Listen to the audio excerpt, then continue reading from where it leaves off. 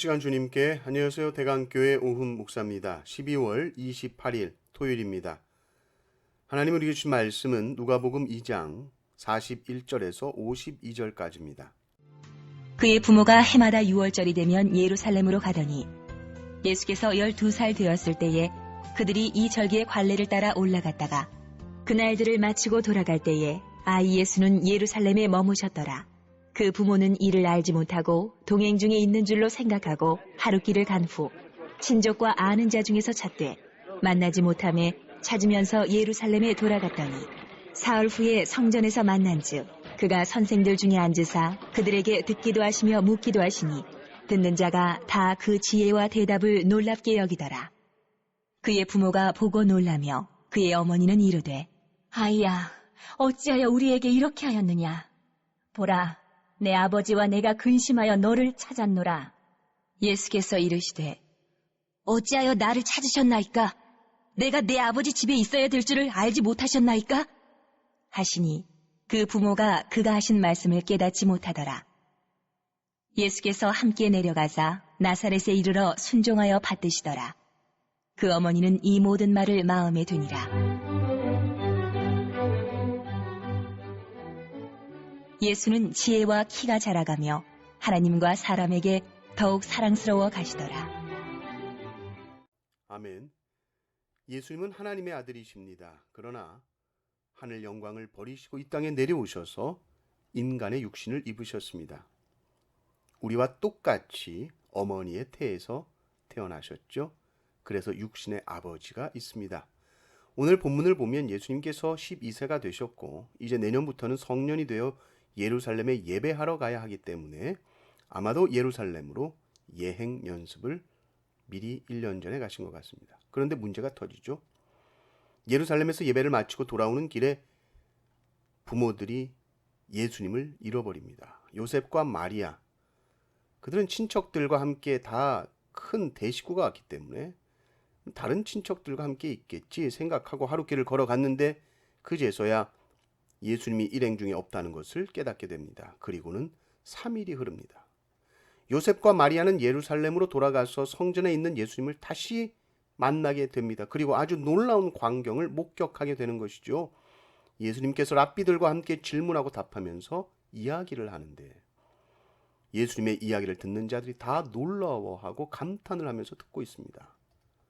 지금껏 나사렛에서만 자랐고 어떤 정식 교육도 받지 못했는데 부모가 놀란 것이죠. 마리아는 놀란 가슴을 쓸어내리면서 아이야 이렇게 부릅니다. 어찌하여 우리에게 이렇게 하였느냐.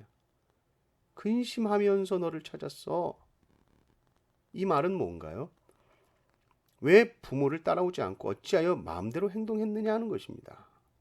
지금까지 예수님은 부모의 통제 속에서 부모님께 순종하고 하나님과 사람들 앞에서 사랑받던 아이셨습니다. 그러다 이제 12세가 되어 이 하나님의 말씀을 연구하는 사람들을 그가 만났을 때 얼마나 이야기를 많이 나누고 싶으셨겠습니까? 그래서 3, 4일을 예루살렘에 계셨어요.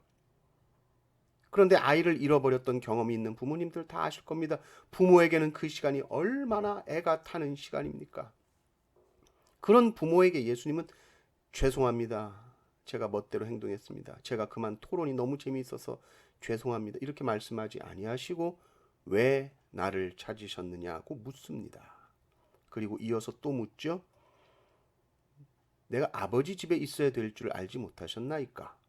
나는 아버지 집에 있어야 된다. 나는 아버지 집에 있는 존재다. 지금 예수님에게 있어서 아버지 집은 당연히 육신의 아버지를 말하는 것이 아니라 하나님 아버지를 말씀하고 계신 것입니다. 염려하지 마십시오. 이제 육신의 아버지 집에 보호, 그게 아니라 저는 하나님 아버지 집에 있어야 될 사람입니다. 아직 모르셨나요? 알지 못하셨나이까? 그 말이죠. 아버지의 집은 아버지가 계신 곳이요. 하나님 아버지는 그 성전에 계시기에 그리고 하나님의 아들은 당연히 하나님 아버지의 집에 있는 겁니다.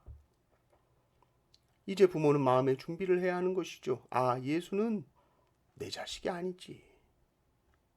예수는 하나님의 아들이지. 얘는 아버지 집에 있을 아이지. 아버지와 내가 근심에 너를 찾았다.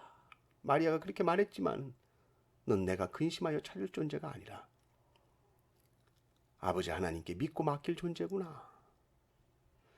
재밌는 것은요, 예수님이 이 세상을 떠나시려 할 때도 제자들도 마리아와 비슷한 마음이었습니다. 근심에 쌓여 있었죠. 곧 주님을 볼 수 없게 되니까. 그때 주님이 말씀하십니다. 너희는 마음에 근심하지 말라. 하나님을 믿으니 또 나를 믿으라. 그리고 그 다음에 하시는 말씀이 아버지 집 이야기를 하십니다. 내 아버지 집에 거할 곳이 많다는 이야기를 하시죠. 그리고 내가 너희들의 거처도 그 아버지 집에 마련할 것이다 말합니다. 우리는 모두 이 땅이 본향이 아닙니다. 아버지 집에 다 갈 사람들입니다. 또한 이 땅에서도 하나님이 우리와 함께 하시는 그곳이 아버지의 집입니다. 그리고 여러분이 있어야 할 곳, 그것도 아버지의 집입니다. 우리는 오늘 하루 어디에 있죠? 우리는 아버지의 집에서 살다가 아버지의 집으로 갑니다. 하나님이 오늘도 우리와 항상 함께 동행하십니다. 그리고 우리는 영원히 주님과 함께 거하는 아버지 집에 살게 될 것입니다. 무엇을 근심하십니까? 무엇을 염려하십니까? 우리가 아버지 집에 있음을 알 때에 모든 근심과 염려가 사라질 줄을 믿습니다. 오늘 하루 하나님과 동행하시며 영원한 아버지의 집을 소망 중에 바라보시는 시간이 되시기를 주님의 이름으로 축원합니다. 아멘.